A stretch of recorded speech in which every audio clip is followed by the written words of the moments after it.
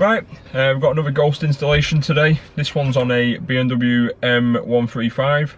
This actual car was stolen just before Christmas, and one thing, although the police did recover it just 6 hours after it went missing, one thing that a ghost would have prevented was the owners had to pay his insurance excess, and he's lost 9 years no claims. His insurance has gone up by over £700 a year, and he was without a car for 12 weeks while he was away getting the wheels refurbished, getting his bumper painted, and getting some of the electric sorted on the car that the thieves had broke. So all that could have been prevented with having a ghost fitted. So like we did in the last video, I'll quickly run through how the ghost works. Slightly different feature in this car, so I'll show you how that works. So I've got the keys in my pocket. Put the foot on the brake, press the start button, turn down the footwell screws. As you can see, the engine's now running, and that's fine. And you think, hang on a minute, it's got a ghost fitted, the engine shouldn't be running. But on this one, it actually works a bit different. If I now go to put the car into gear,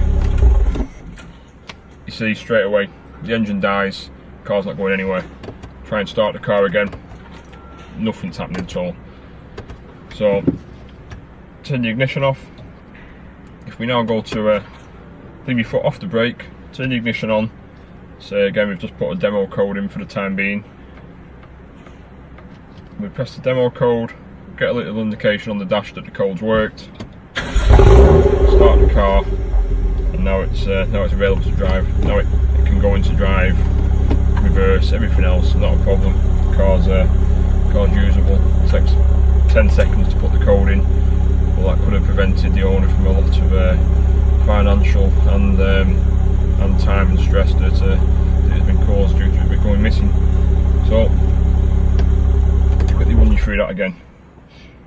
So now, as I say, the good thing with the gearbox system on these BMWs is what you can do is obviously get in your car in the morning, start your car up, put your heaters on, put your heated seat on, go into the house, leave your car to defrost and get a bit warmer, which usually we wouldn't recommend, as obviously you could have someone could quite easily jump in your car and drive off of it if you've left it running without being in it. But like I say, this could be sat on the driveway now, not a problem, unattended. As soon as someone did jump in it, if they were to jump in it, put it in reverse or drive, straight away engine cuts out, and it won't start again until you enter your 4-digit PIN code. The car starts up again, not a problem, and drive away as normal. So, like I say, if there's any further information, just ask, not a problem. Hope to see you again soon. Bye.